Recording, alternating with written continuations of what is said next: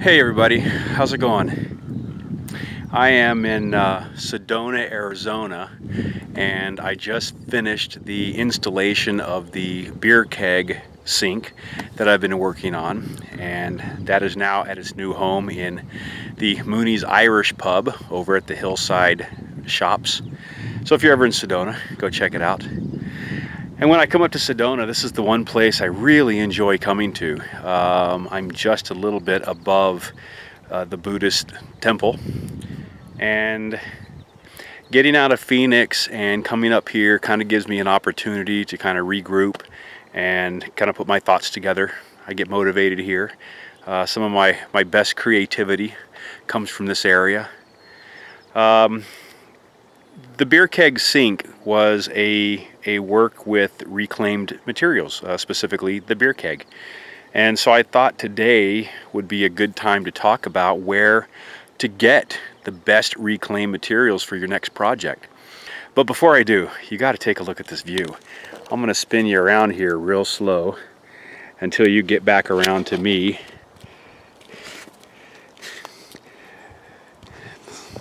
I lived here for about 5 years, and now I just kind of come back up to visit the kids, and that's Chimney Rock. And as we kind of pan around here just a little bit, that's what we call Thunder Mountain or Capitol Butte. And as you kind of come over to that side, that's the Coffee Pot Rock area, and that big sharp rock out in the distance is Steamboat. A lot of the formations here have different names. So when I start looking for reclaimed materials, the first place I actually look is in the garbage. Sometimes that has a bit of a stigma to it, and if you are a creator or a maker of any kind, or if this is something that you just really want to kind of get involved in, try your hand at it, start the garbage. In Phoenix, we actually have 4 times a year where the local garbage company does bulk trash day, and people take everything out of the garage and things that they don't necessarily want anymore, or things that they thought, you know what, I'll refinish that and blah blah blah, but they never do. So it's a gold mine. I mean, you just go up and down the streets just picking up whatever you want. If you're into woodwork, if you're into metalwork, if you're into creating lamps, or if you're into creating furniture, you'll find something that you could use. So if you don't have a bulk trash day, just check your garbage days, and you should be able to find something in the garbage sometimes. And the great thing about that is it's free.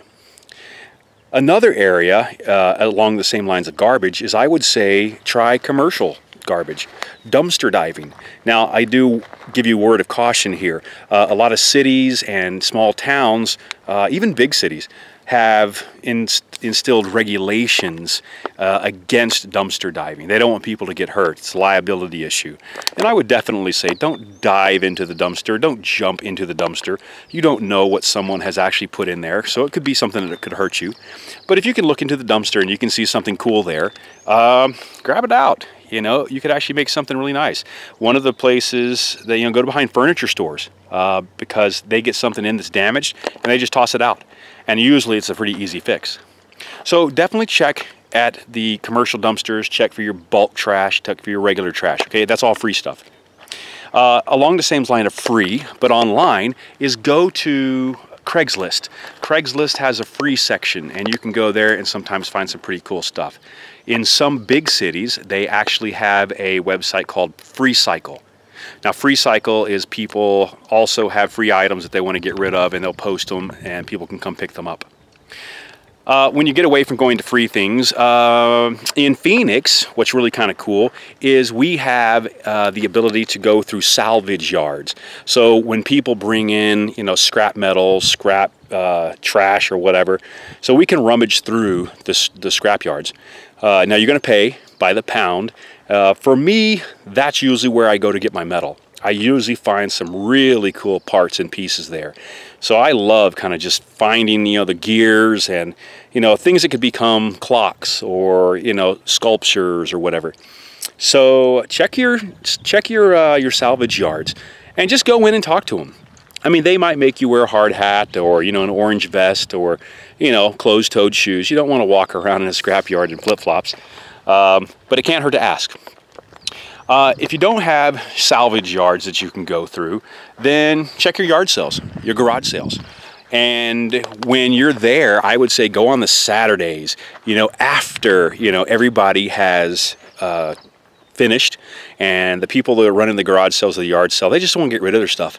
And you go in and you say, hey, I'll give you 50 bucks for everything, if they've got some good stuff.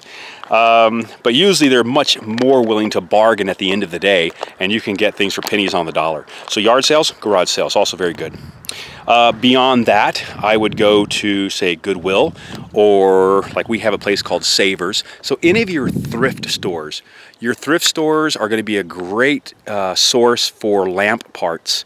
And I also do like brass fountains, and so I'll go in and look for, you know, brass or copper pots or things like that that I can turn into, you know, part of the fountain. But yeah, you know, you pick up a cheap lamp for $2. If it's a tacky lamp, break it, get rid of it, take the guts. Because if you go to the big box hardware stores, getting lamp parts can really cost you a lot of money. So Goodwill, thrift stores, salvage yards, garage sales, yard sales, garbage, you know, these are all great places, you know, for you to actually check out and find your reclaimed materials. Obviously, reclaimed materials includes pallets, and people love to work with pallets right now. So pallets are getting harder and harder to find because so many people are doing work with them. And there's also different types of pallets that you're going to find out there. So I'll do another video specifically on pallets because it can get pretty detailed as far as what types of pallets, how you tear them apart based on the project that you're actually working on. But I would say that if you're looking for the old style oak pallet, something that's really heavy duty, it's got some weather to it, try your industrial parks, try your tile places where they need to have those bulky pallets so that they can have the items that are heavy and they're durable. Do yourself a favor though, and ask if you see someone if you can have those pallets. There are some pallets that actually give refunds to the companies that have used them. You'll see those a lot behind, say, Home Depots and Lowe's and Walmarts and things like that. They're painted blue. They actually get a refund. So if you go and you take those pallets, you're taking money out of their back pocket, and they don't like that. So if you have a chance, ask the person if you can have the pallets. Usually they're pretty good about it, and they'll even give you a call if they have certain pallets coming in. So I would say start looking at things not as they are, but what they could be.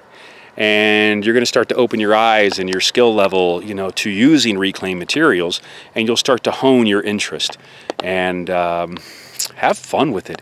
You know, create, enjoy, find that space, you know, that is just magical for you, and that gives you that motivation, you know, to get out there and create.